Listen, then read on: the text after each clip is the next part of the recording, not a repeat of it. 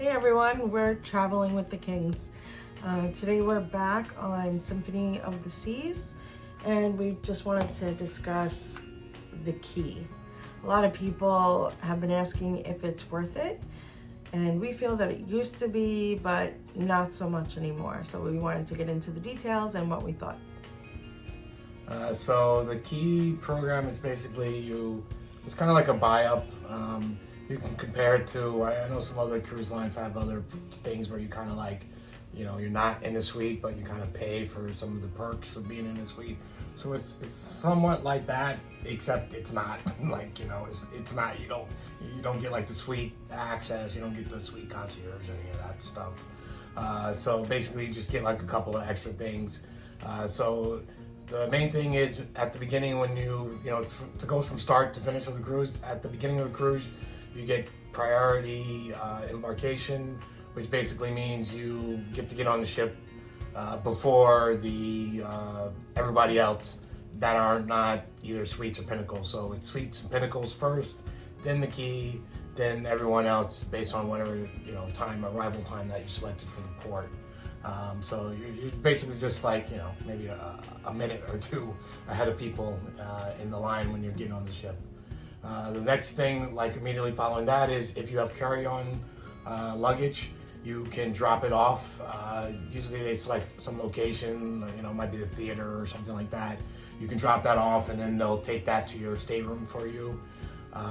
Then also on that same embarkation day, you have a lunch, which is they do it in the main dining room.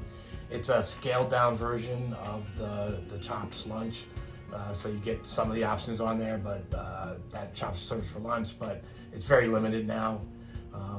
It used to be done. You used to actually get lunch in Chops, but now that they've started selling it so much, it was basically taken away from the amount of people, like other passengers who are actually paying for Chops, being able to go there. So now it's in the main dining room, and like you said, it's just a smaller menu from Chops. It's not the full Chops lunch menu. And I just wanted to go back about the dropping off your luggage to have them, not your luggage, I'm sorry, your carry-on, for them to bring it to your room. So that works if you're carrying on, let's say, drinks like wine bottles or bottles of water or anything with you. I believe you're allowed to bring up to 12. So, your bag or your backpack could be pretty heavy, so that works if you want to drop it off, not walk around with it until the rooms are open. So they'll bring it to your room for you. The other part is the internet. So you get, with the key, you get an internet device for each person that you're purchasing it for. So, if you're going to buy the internet, people will usually say, oh, well, I'm going to buy the internet anyway, and they try to compare it to the price of that. But really, you can't compare it straight up to the price of internet, because normally you wouldn't buy a device for each person. You would buy one package for however many devices you need, which when you do it that way, the price actually becomes really cheap. And with the cost of what they're charging for the key now, it's no longer comparable. Even if you bought, if you had 4 people that you need devices for, if you bought the one package with 4 devices and you bought lunch at Chops for all of those people, the price difference is pretty big. I think for our current sailing, some people had asked questions about it, and I actually did the breakdown of the map for them, where I showed specifically for 4 people, you're essentially paying like $600 extra on top of what it costs to buy all those devices and to buy the Chops lunch, just to basically get them to take your carry-on luggage to your room, and then all the other extras like the seating in the theater, and also at shows, you also get that as well. Basically, if you show up to a show early enough, you can sit pretty much wherever you want to. And the seating that they reserve for you, it's the same as Suites, Pinnacles, and Diamond Plus as well. So and it's really not the greatest. It's it's okay. It's usually on the second level. It's like center, but you can sit a lot closer if you just go a little early and want better seating. So it's a lot of people don't like to sit on the second level. Sometimes you want to be closer to the stage. So you want to sit on that floor level.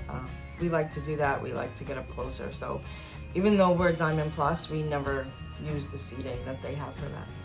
And the other thing, what they used to have was they would have special times that you could do different activities. So let's say they would set a time that you could go to the flow rider, or they would set a time that you could do the zip line or do rock climbing. They actually just recently got rid of that. And one of the problems, even when they did have it, one of the big problems with that and why it wasn't worth it anyway, was the special times that they would set were times that you generally wouldn't want to go and do those things.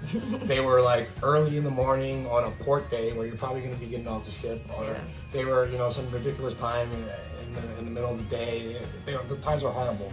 So now they got rid of that, and now instead you get 25% discount on like other activities on board that you might pay for. So let's say the onboard, the pickleball at Sea Clinic thing, you'll get 25% off on that instead.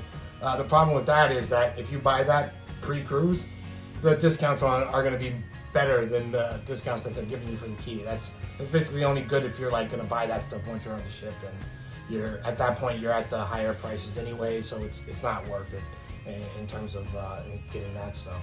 But you do, I will say, a pro is on quantum ships that have Seaplex, and they do things like the bumper cars. We have seen that you basically skip the line, and it's kind of like Fast Pass at the park. So you get to like skip that long line and get onto bumper cars quicker than everybody else. So that is a perk. Yeah, that is one thing. Specifically, that's the only thing where you're skipping is, and the bumper car line, that can get pretty long. That does get really long, so I will say. But unless at the same time, I'll say if you show up early, it's not like an issue. If you show up early enough that you want to go and do that, or you want to take your kids to do that, you can just be there early to be at the front of the line, and instead of paying an extra $600 just to be able to skip the line. Yeah, it's a nice perk. The line does get really long, and sometimes it's so long that we don't even wait for it. But again, is it worth the money just to get like a fast pass for that? That's up to you. We're just giving you the pros and cons. Now, the other thing is you also get priority for the tenders. Yeah, the tenders. The thing with that is that there are very few places now that require tenders. There's still a couple of places out there that do it, and for those places it is good if you want to book your own excursions outside of Royal.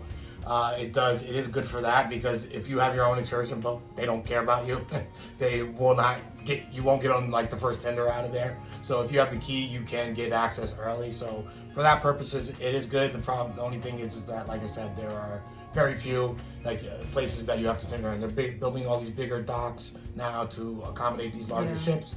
So it's they're pretty much starting to get rid of the whole tender thing. At some point, I suspect that tenders won't exist anymore. Yeah, I think in the past 10 years that we've been cruising, we went on a tender twice total.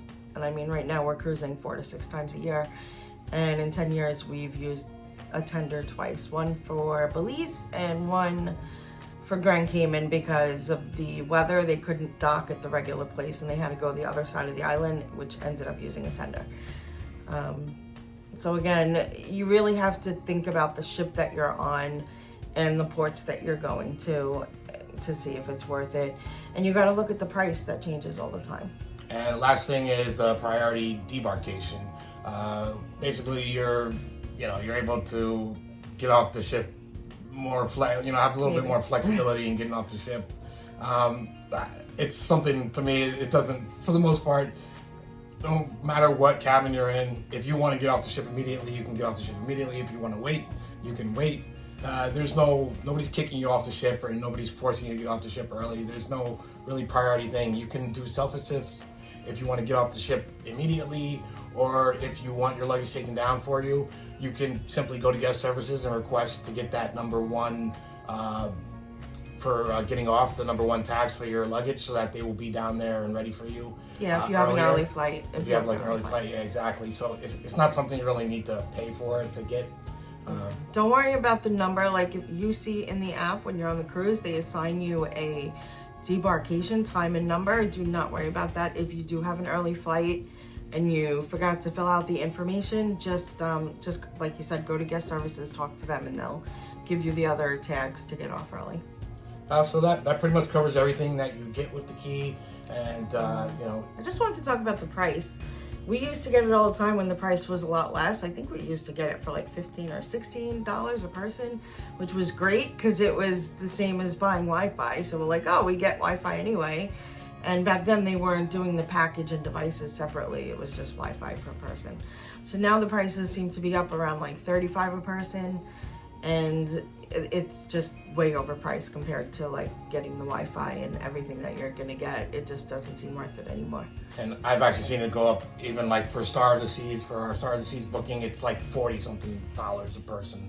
Per day, right? You know, yeah, that's per person, per day, for however the length of your cruise is. So, you know, once you get up to those prices, it's, you know, it's really not worth it unless you really, really have extra money to throw and you just don't want to pay for the suite and you just want like a little extra, you know, skipping the line here and there for stuff. It might be worth paying for the suite. Yeah. A suite that's above junior suite, because junior suite doesn't get all the perks, but grand suite and above, sky class and above, you get the perks. So that might be more worth it than spending the money on the key. So that's our advice. Definitely look into it. Look into the ship, the ports, and what you're getting for it. And just keep in mind, you know, to look at the pricing of everything else that you're gonna get. It might be cheaper to just buy the Wi-Fi for everybody. And please look at the pricing every day it goes on sale. All right, so make sure you're looking at that and comparing it. Okay, anything else? That's it. I think that's it. So we'll talk to you later.